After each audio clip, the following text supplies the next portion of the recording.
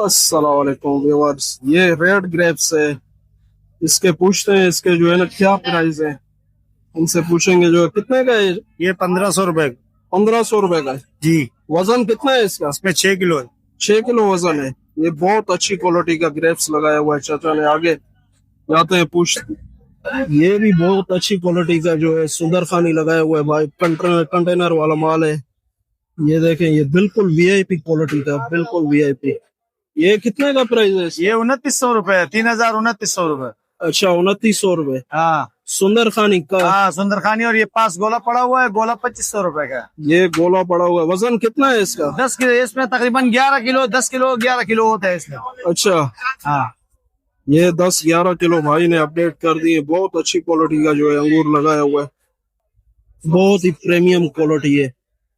बहुत अच्छा अंगूर लगाया हुआ है भाई ने। लाइफ